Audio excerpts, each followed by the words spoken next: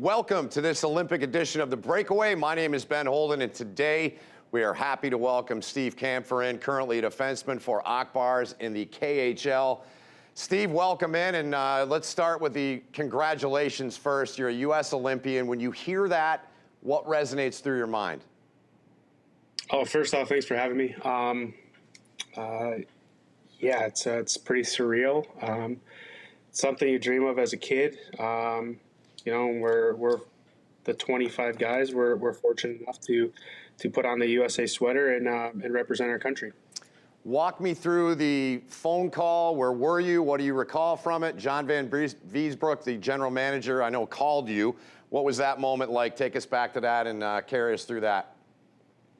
Well, we were actually flying from Novosibirsk to Amur to play the next day, and it was a 6-hour plane flight. So when I landed, I actually had a text message from my U.S. agent, Sean Hunwick, who I played with in college. Yep. He had texted me saying that it needed to talk urgently. So, and then I had a text from my wife and my son's godparents saying congrats. So that's kind of how I found out.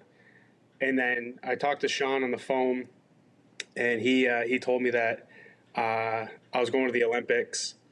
So that was pretty cool. And then within 10 minutes of me landing, I had a text from John Van Viesbroek and said that he was going to give me a call here in like the next hour. And then we ended up speaking later that night in depth for a little bit about the team, about the situation, and what he expected moving forward. Aside from your family, your wife, you got a young son, as we see. Great picture of you and your son, by the way. Who was the first person you called to let them know that, hey, I'm going to be an Olympian for the U.S. hockey team? You know, I don't think I called anybody. I think I texted my mom and dad. And I don't even think I texted my mom and dad. I think my wife texted my mom and dad before I landed. She had pretty much done the rounds of letting everybody know for me. So it was more or less I was just getting the text messages of congrats from everybody.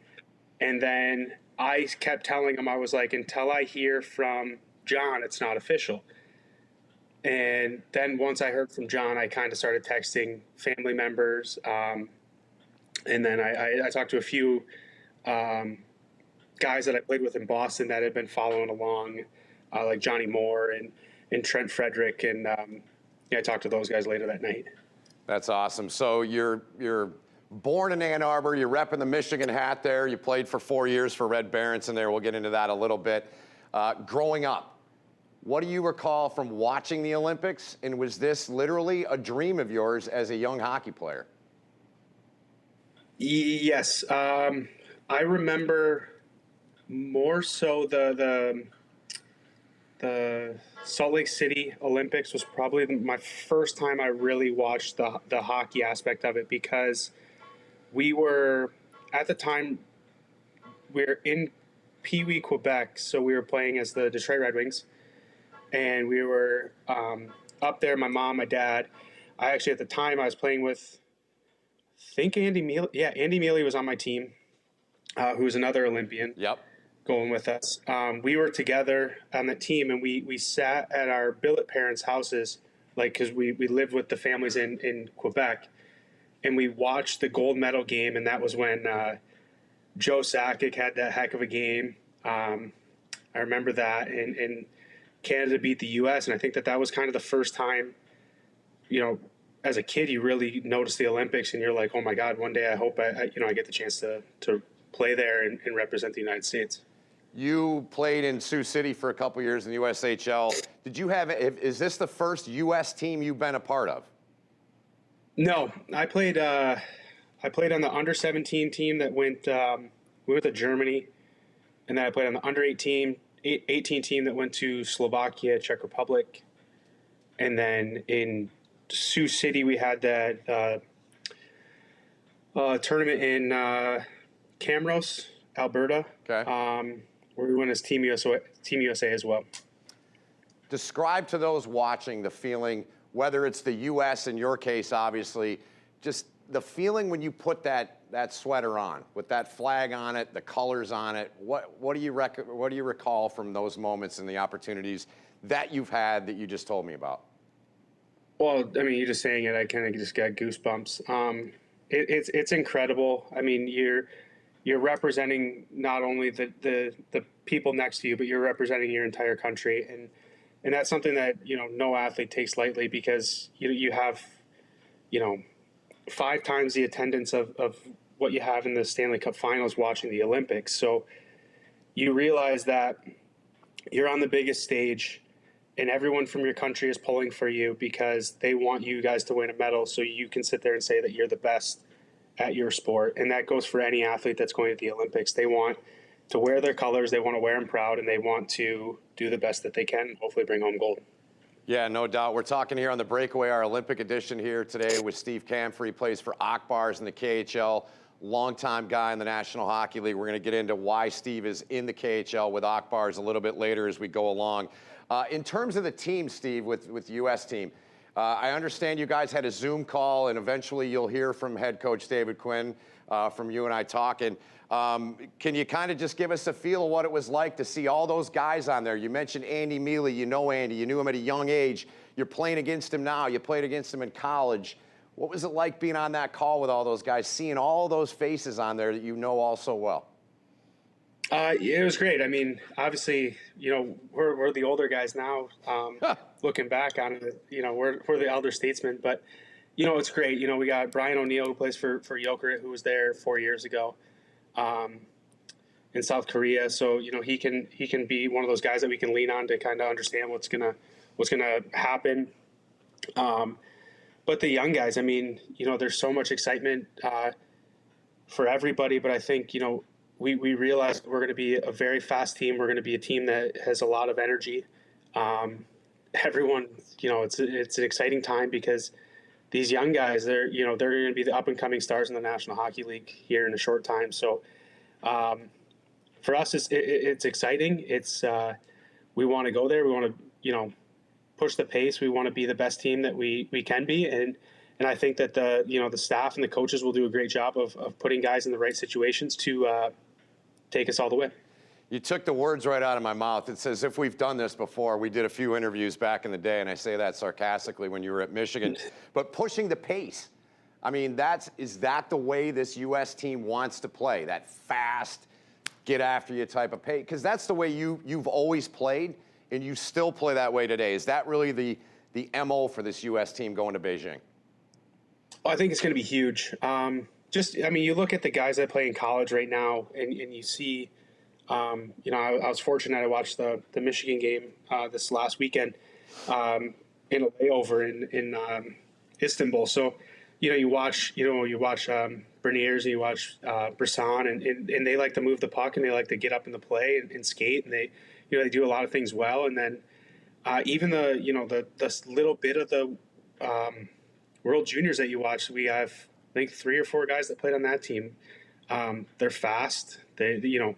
We have to play to our strengths, and I think that that's what John and David did a great job of. Is we realize that we have fast kids that we can complement everyone around. I love the fact that every single one of you guys are former or current, as you point out, U.S. college players. You know how much I love the college game. Been around it for 20 years almost. Did a lot of your games. I think that's a heck of a statement by USA Hockey. Tell me how you feel about having all 25 guys have college ties. Pretty cool.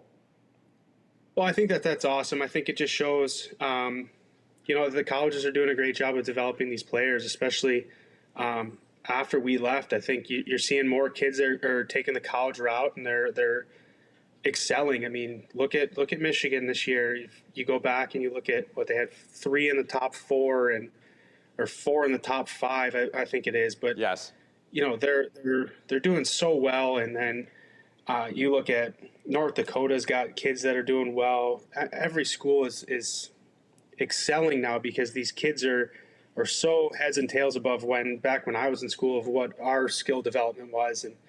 And it's incredible to watch, and these coaches do such a good job of teaching them and allowing them to play to their strengths. But I think it means a lot to these kids of they get the college experience. They get to enjoy going to college and realizing that like these are the best years of your life. So enjoy them.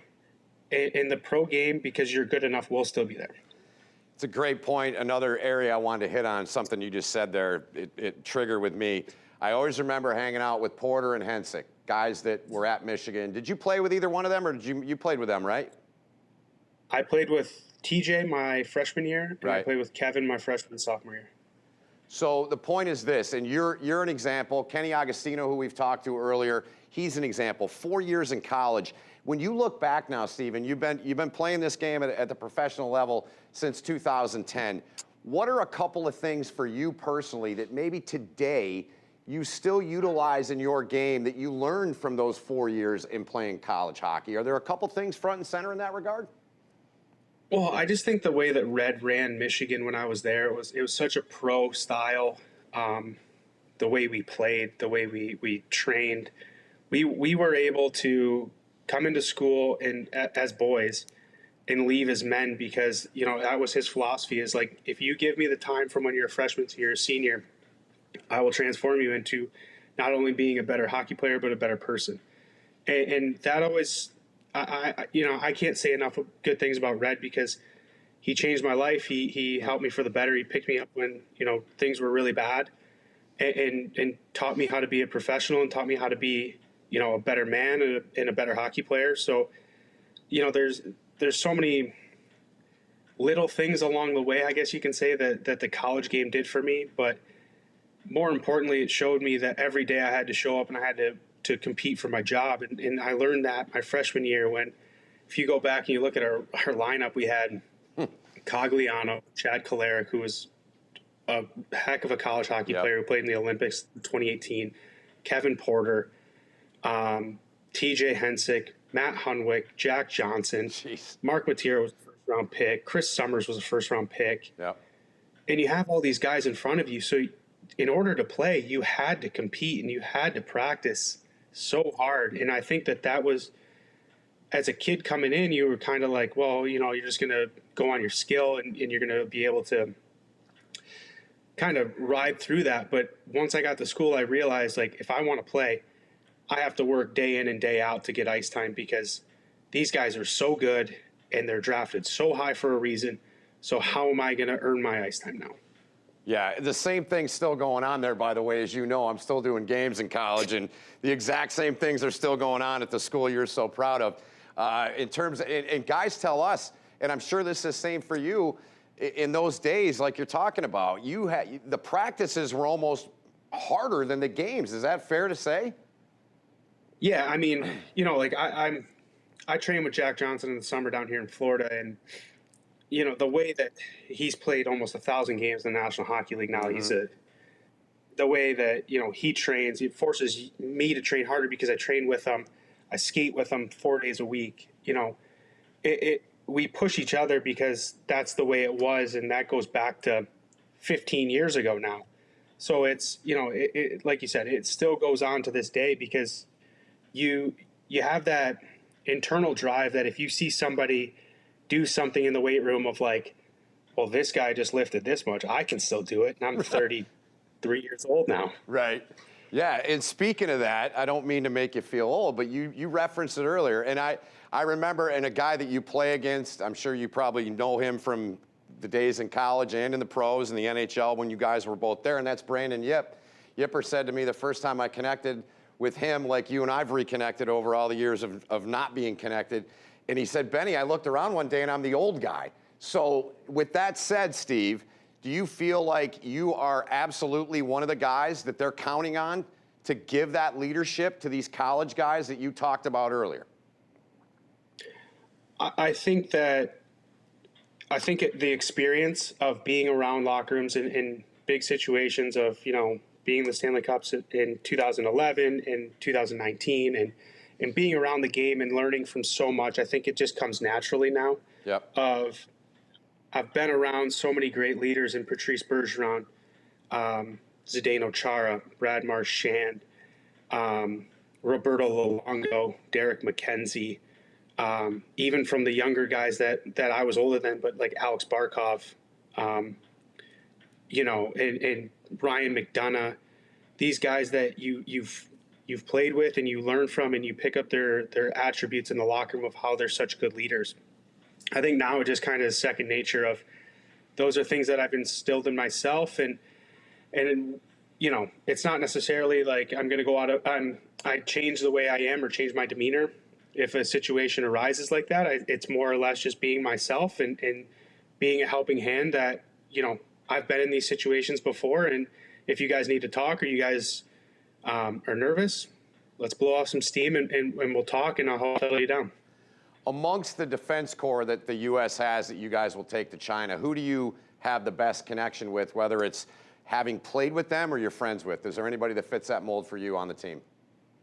Not really. I played with David Warsofsky. He was in Boston. Well, he was in Providence and Boston when I was in Boston.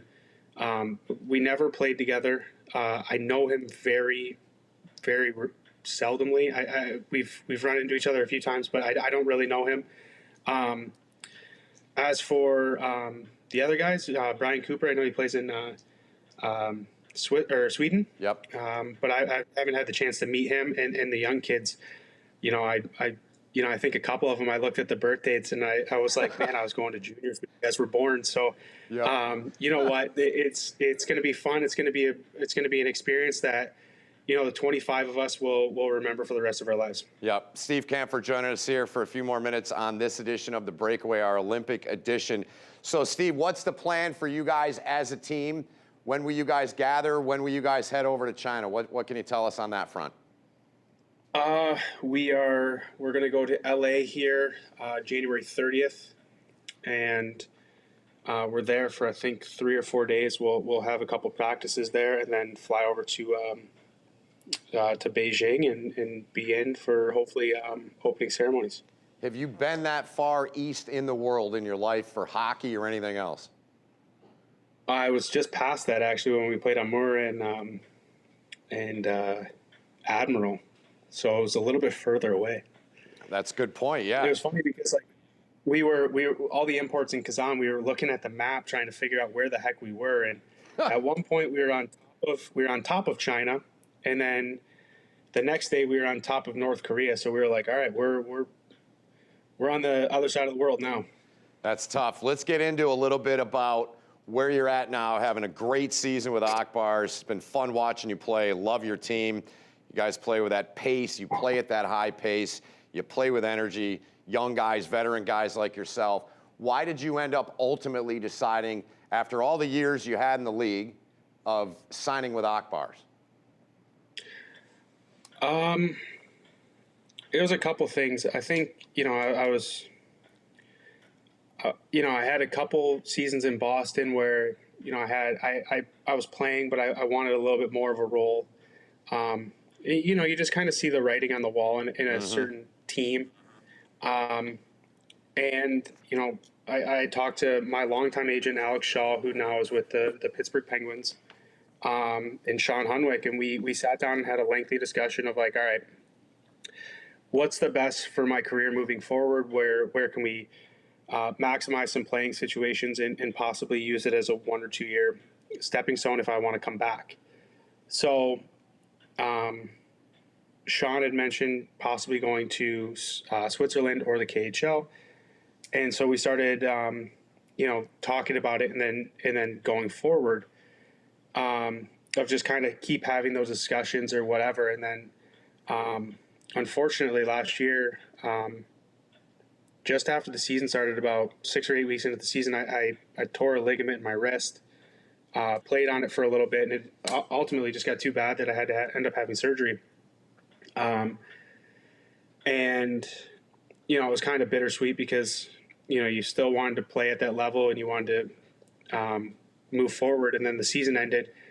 And, that's when we kind of started having the discussions of like, all right, if you're going to go, you kind of got to go now. And we need to make this decision pretty quick. So Sean had been in touch with an agent that is now my agent in Russia.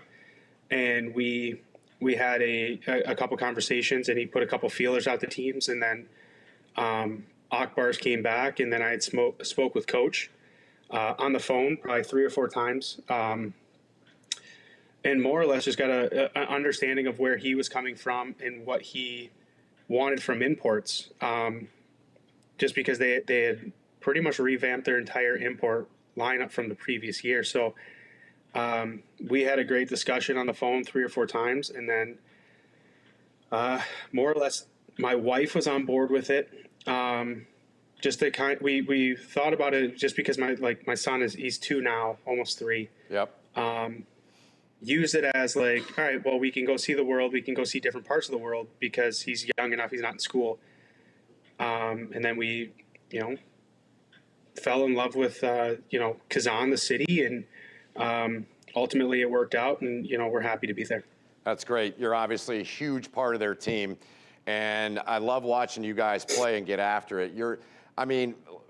Metallurg and Tractor, they've been 1 and 2 all season long, but this Akbars outfit you're a part of, what's clicked for you guys in the last, I guess, month? Because you've been on one heck of a push, and you're knocking on the door of the top 2 spots in that side of the KHL standings.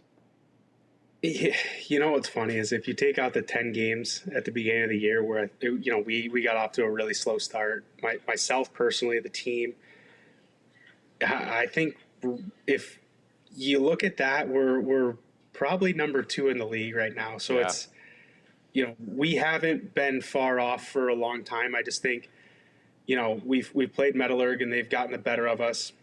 Tractor, we played them the last time. They beat us pretty handily when we were in Tractor, and then the last time we played them, we beat them pretty good. I like the way our team's set up. I like the way Murad's done a great job of building this team, and Coach has done a great job of putting guys in situations to succeed and play certain roles. And now, with myself, Jordan, Paro have been there the whole time. Now we got Barbario, Demers, and Fair. We got 6 imports. Obviously there's only 5 of us that can play, but 6 of us that we all care about the team winning. We care about the team success more so than our individual success. So that's what's great about the 6 of us, because we've all become very close. But I think it goes to a lot of the guys in the room of accepting us and understanding that, we're there. We want to be a part of it as well. And they've done a great job with the guys that have been there for a long time. They want to win. Danny Saporov wants to win. Alex Burmistrov wants to win. And you look at these young guys like Varenkov, Galimov, they drive the bus every night, and they bring it, and we're going to be a good team come playoffs. Yeah, we got a couple more minutes. One more thing on the league, and then I want to have a little fun with you, USA Hockey related, before we say so long. In terms of the Olympics, we know the Russian team is going to be all KHL. You guys have 5 on the US, the Finns, the Swedes. There's going to be all kinds of KHL representation. Do you expect to get leaned on a little bit from the coaching staff? I mean, you guys know these players as good as anyone, right?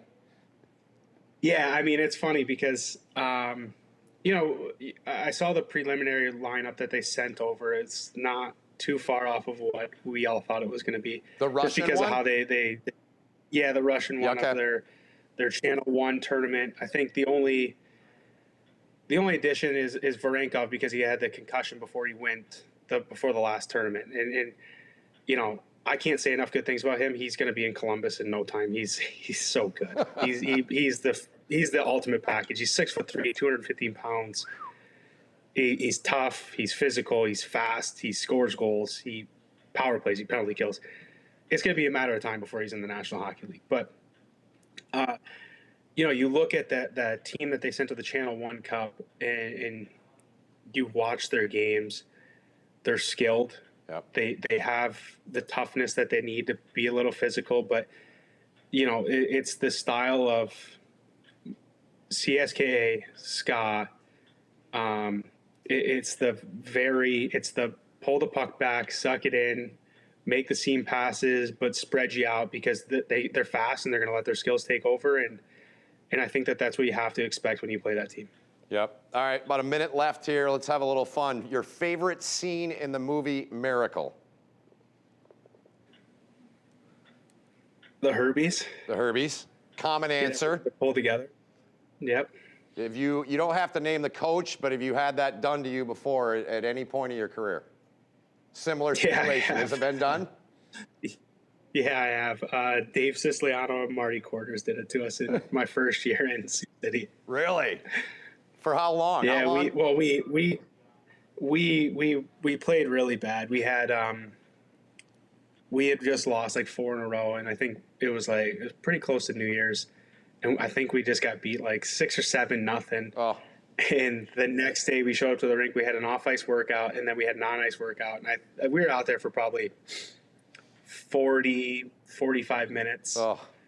And I had another one in pro, my first year pro in Boston. We were in Ottawa, and we lost the night before, and Claude made us skate without pucks for like 40 minutes. Oh. And we deserved every bit of it. We deserved it, and then he made us watch the entire game again in the locker room with our gear on. Oh, boy. All right, so you've been there, done that a couple times. Lastly, whether it's now, when you were younger, at Michigan, wherever it was, U.S. guys that you really look up to, that you admire, that play the same position as you?